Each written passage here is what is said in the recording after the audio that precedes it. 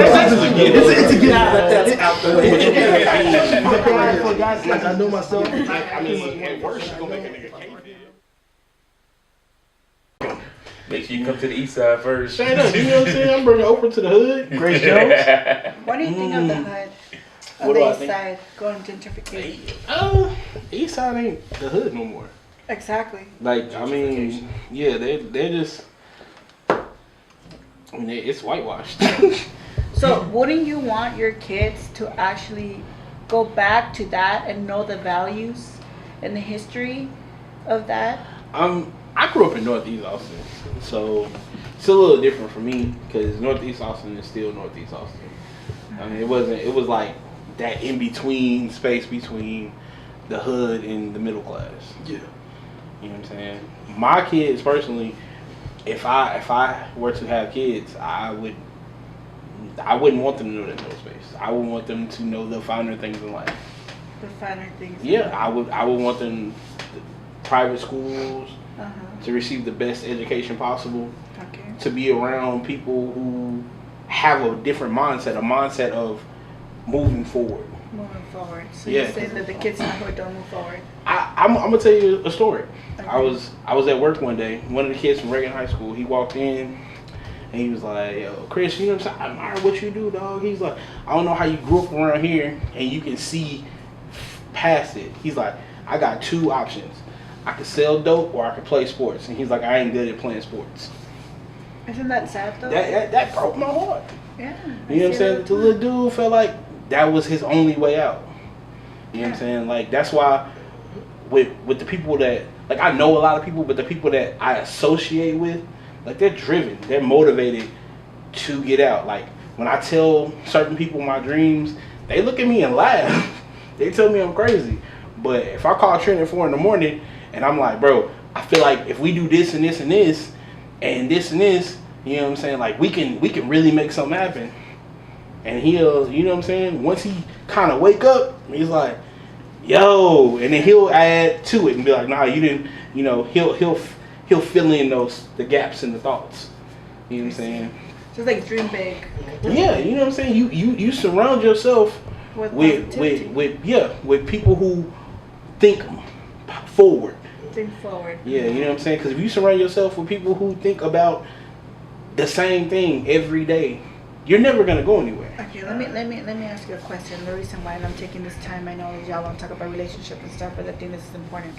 So what do you think about that Latino and African American communities not being together?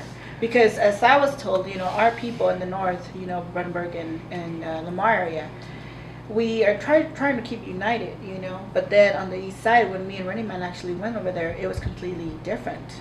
They were asking like, "Oh, why is she here? She's Latina," you know. And I was like, "Wait, I'm like Latina, but then, you know, I'm here to help support, you know, the cause."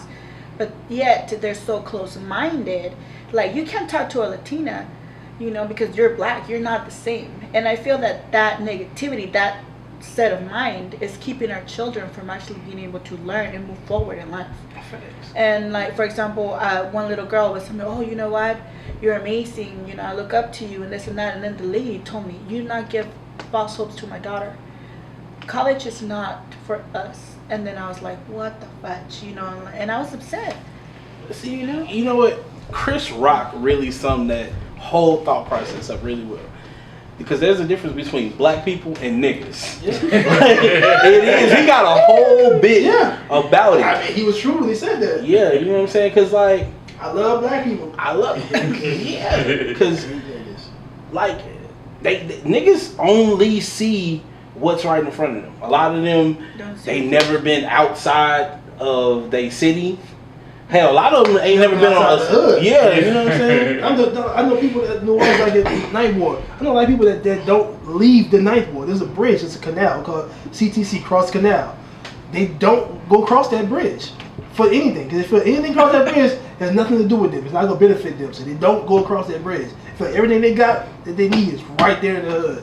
And that's where they born, that's where they die, right there.